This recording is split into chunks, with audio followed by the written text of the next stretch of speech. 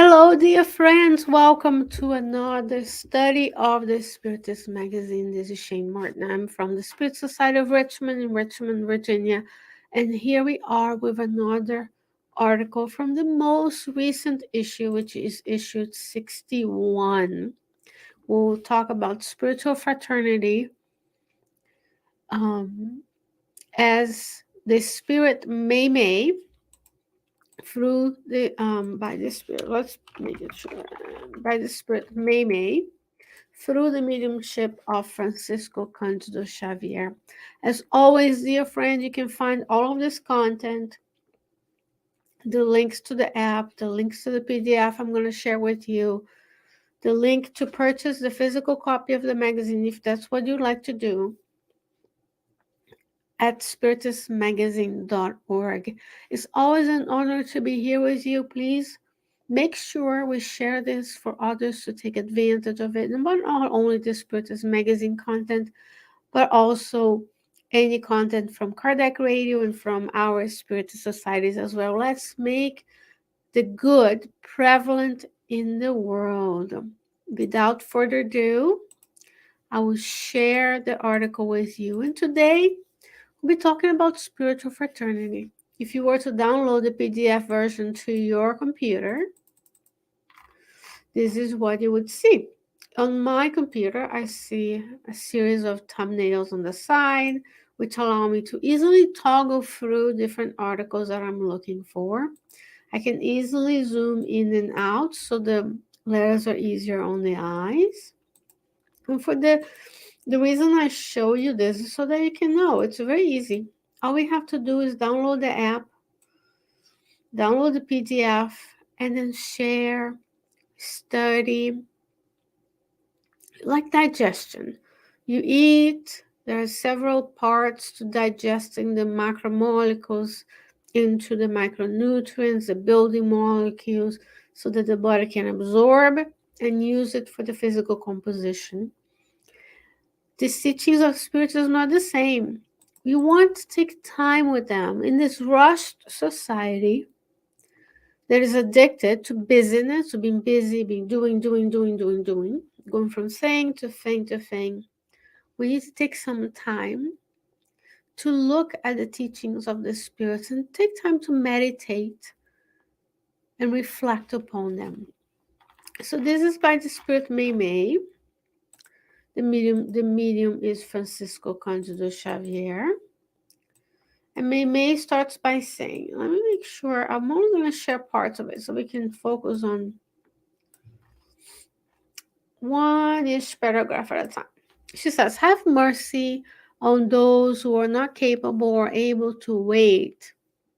We're not talking about taking the time to breathe, to engage your parasympathetic nervous system, to calm down. Unfortunately, there are so many of these individuals found everywhere. Most of the times they're victims of restlessness and fear. So the title of the book, of the article actually, is Spiritual Fraternity. Because we think about fraternity, right? The love, justice, and charity, right? We think about charity, true indulgence towards others, towards ourselves and others. We are not talking about spiritual fraternity. Just look around and see what we see in this world of trials and expiations undergoing planetary transition. And then we see this. We see people who are not capable of waiting. And we have generations being educated now on instant gratification, meaning we wouldn't pass the marshmallow test. That is a classic way of predicting if someone can wait and delay gratification. She says, have mercy on those, because they're victims of restlessness and fear. When we're going through these changes in society, when we feel restless, when we feel fearful, then we start going from thing to thing to thing. How many of us spend our time doing so many things for our professions, for our homes, physical homes, for our family, overscheduling everyone with the goal of degree from Harvard. We have time to do all of that. We're busy because we can't just be content with what we have. Take the time to breathe and realize, what am I here for? Who am I? Aside from the physical body, aside from the titles, the positions, this personality of this lifetime, who am I? What is my purpose? What am I here on the earth to learn? Is definitely not making a bucket list and traveling all around the world, because it's escapism, right? We can't have time to do everything but not nourish ourselves spiritually by doing what we can in our communities and our spiritist centers. How many have not returned? Because now that we want to travel, we want to do things because we feel victimized by not being allowed to move around during the pandemic for public health measures. But friends, we reincarnated on this time for a reason. If we had to collectively through a pandemic, there's a lesson for us. And it looks like many of us still haven't learned, because the spirit centers still have empty. The food pantries are half empty. The homelessness persists. The child traumas persist. Until everyone in the world is as well as we are, the world is not going to have peace, because we are interconnected. The law is of society. Well, if we're not able to wait, we just pray that people can have mercy on us. Are we victims of restlessness and fear? Because we're not here to talk about others. We are here to look at these teachings and see, how does that apply to me? In a sense, you're being selfish, but because you're a spirit who is developing in evolution, remember the laws of progress, we can go to questions and answers of the Spirit's Book 100 and see the hierarchy of spirits, and we can plot. We can, the same way we make plans, family plans, professional plans, we can make spiritual plans. I came here to learn, and then we look at the second part of that. It's not really a question, it's more of an essay. And say, what are the characteristics of good spirits that I want to acquire in this life, in the next life, in the next life? With the mercy of God, we'll have many lives here on the earth if we continue with the progress, or elsewhere in the universe. Now, she says, Meimei says, observe the number of individuals who have already transposed their own lines of commitments. Some of them can be known as married couples who do not tolerate each other in their first marital dispute, causing them to challenge their union, break their commitment, or embrace risks that many circumstances led to the path of great suffering. How many of us give up? We are a generation of giving up. It doesn't work, someone doesn't say the right thing, I don't like this person, I'll go and quit. But we have to understand, if we were allowed to be together in marriage to one another, to form a family, we need to try. Of course, if there's abuse, psychological, physical, emotional, financial, we have to work on it, search for help, go to the authorities. But if it's just a dispute of which direction the toilet paper faces, we need to keep going. We have a whole generation now who doesn't seem to be able to wait. This is us, because we are fearful.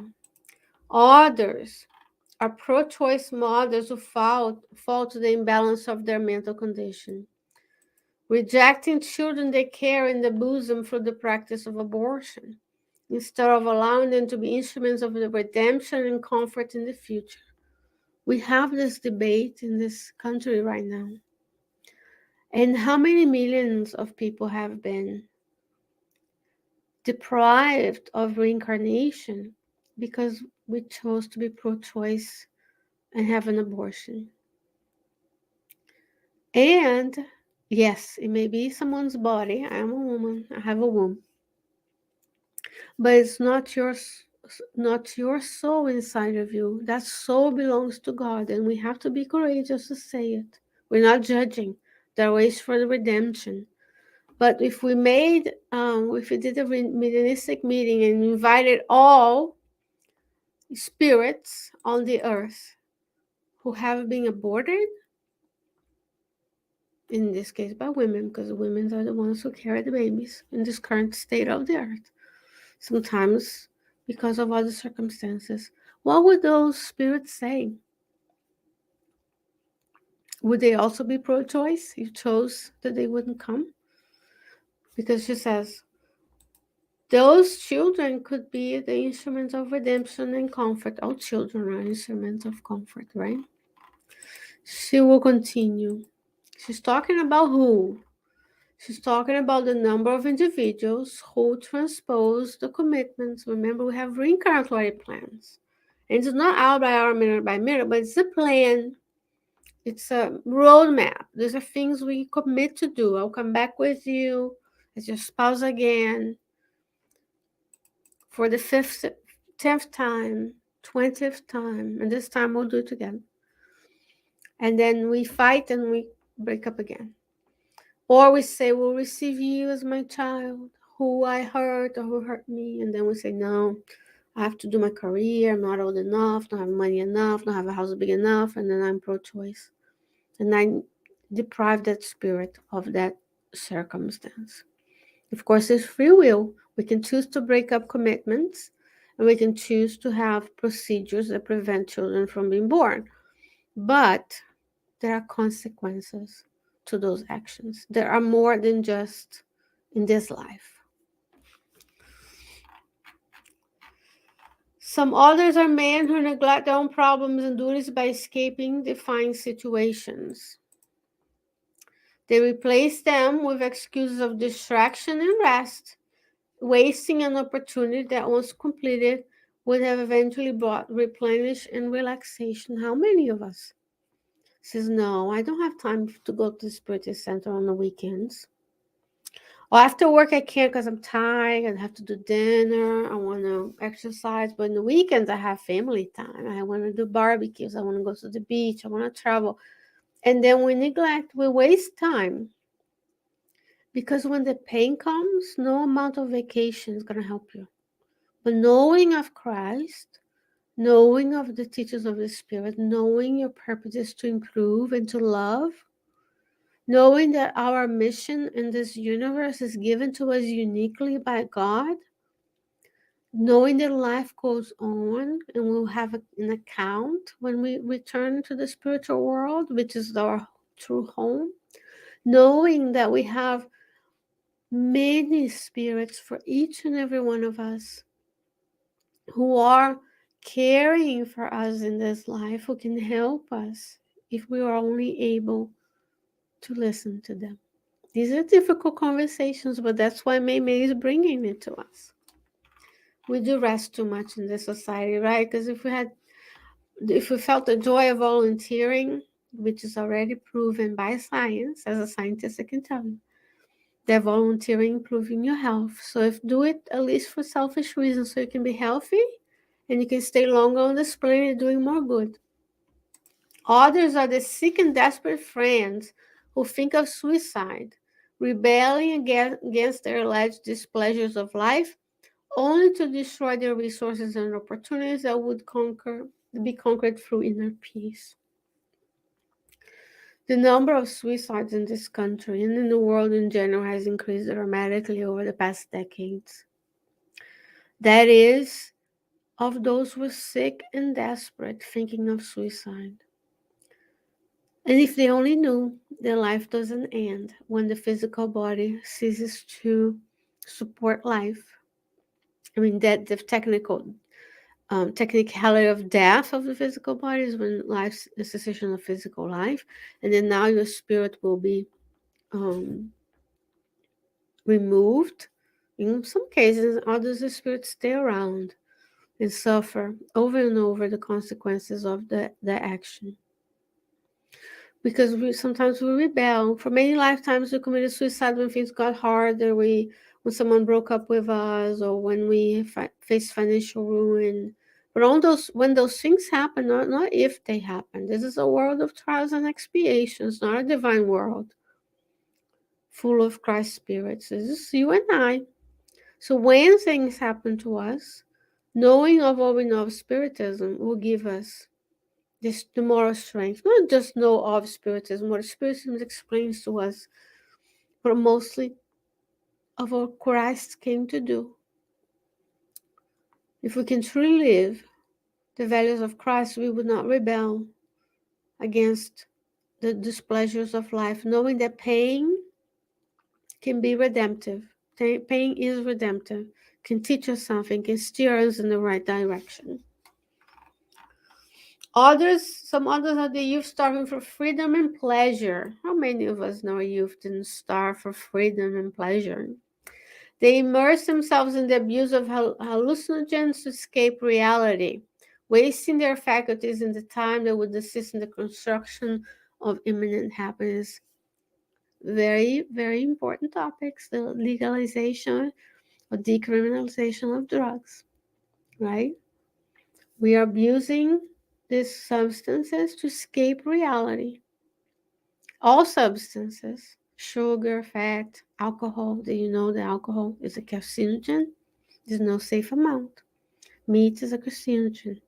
Nutrition is very, very important. Everything that you come into your body allows you to stay healthier, doing the best we can to maintain the faculties of the body. And hallucinogens are those. If we can only have an interaction with others using, oh, I can only relax. It's social, and Michael the obsessor, that was you. Who are we to be exempt? We see in the books of Angela Louise very clearly that one glass, one sip of alcohol, and they come attached to you. In this case, to the gentleman in the book. What are we? Who are we to think we are exceptions? In a sea of people doing happy hour and drinking, we are going to be the exception? Yes, we're going to say, no, thank you. I know the consequences of my actions.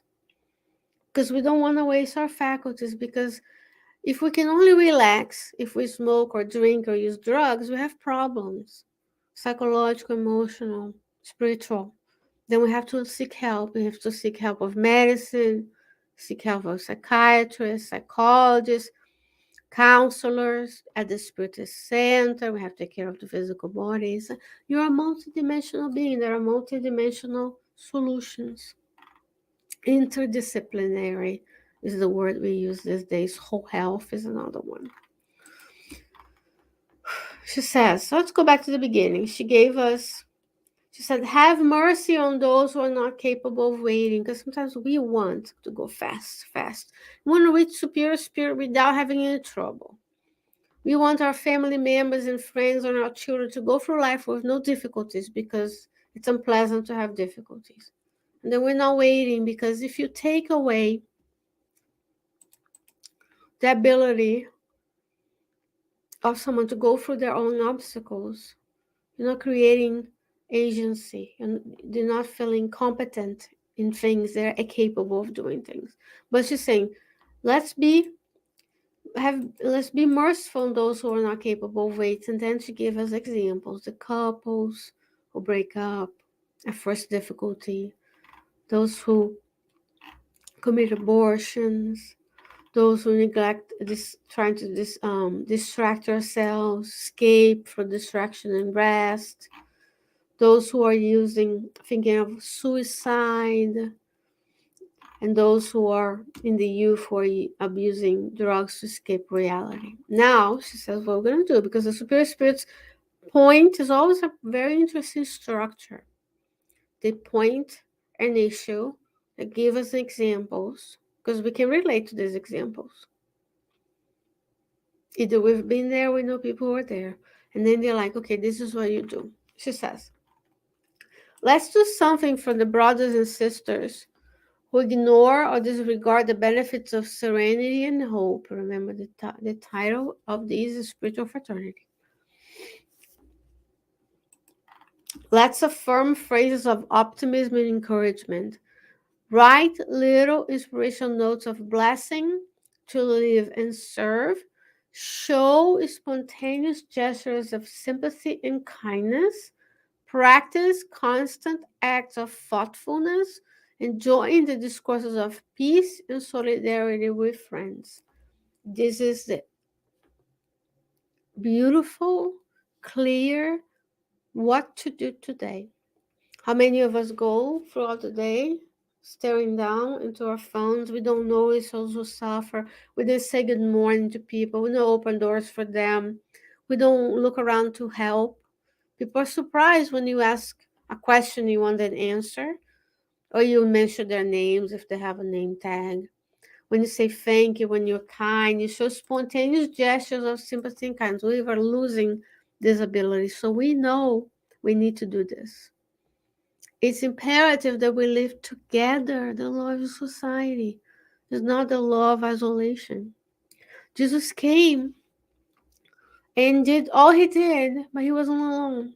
He didn't create the earth alone. In the book, In the Way to the Light, Emmanuel tells us an assembly of spirits meet, and every day millions of spirits are working, billions. There's 8 billion of us, plus our, incarnate.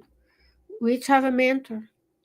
We have our family of spirits, and we also have our obsessor friends, plus everyone else, plus the spirits who take care of the animals, the plants, the soil, the air, who are guiding the evolution of the planet under the guidance of Christ. So Christ came, and when he was incarnated in the body of a man, Jewish man, 2,000 years ago, he assembled a group of disciples that, if you go look at the New Testament, are just like you and I, flawed, but they improved. They answered the call. They answered the call of the Messiah, followed him, and did their part. Did their part. And this is our part here. Phrases of optimism and discouragement. How many times you go, people don't like, don't subscribe, don't share, but put a negative comment or put a negative thumbs down, which doesn't help the algorithm. We are here together based on technology, and technology needs relevant. What's relevant gets shared, what's relevant commented on. Inspirational notes of blessings to live and serve. We can do that on our WhatsApp, on our texts, to our friends and family. Little notes. Read the message from Happy Life and send a voice message to someone. Constant acts of thoughtfulness. We're thinking about people. We see them as individuals. We listen for what they're needing. We drive around with an attitude of service, not to be served entitled. Joining discourse of peace and solidarity. How many people get together and only discord, fighting, arguments, fighting and arguments? Nobody's changing their minds. We're talking over each other, at each other, but we're not having a conversation. We're having two dialogues, monologues. I yell at you, you yell at me back, but we're not connecting.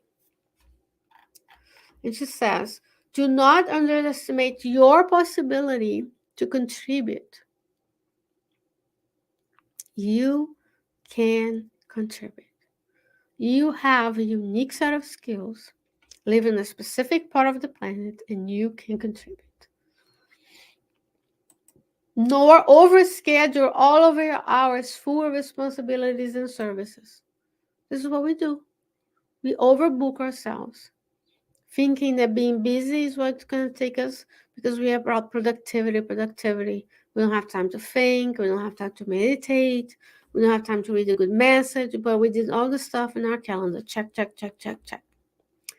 But, she says, do something for the uprightness of the good. Jesus is in great need of good workers. There's so much works in the good that can be done today. Jesus is just waiting for us, because you can contribute. Do not underestimate yourself. In the end, those who love make the time for a spiritual fraternity. That's the spiritual relationship building that we are doing here together, to remind ourselves of the importance of being in communion with Christ, ultimately in communion with everyone and everything that is to be. Dear friends, this is an overview of this beautiful Oh, apologize. I have to say, this is from the book A God Awaits by Meimei. By Meimei, through Francisco Candido Xavier. Vanessa Saloni has done a full study on the Facebook page or YouTube channel of Kardec Radio. You go there and check it out. Download issue 61 and enjoy, reread. Let's see what we can do to make this planet a better one each and every day. Let's seek the good, visualize the good, feel the good, and mold the good.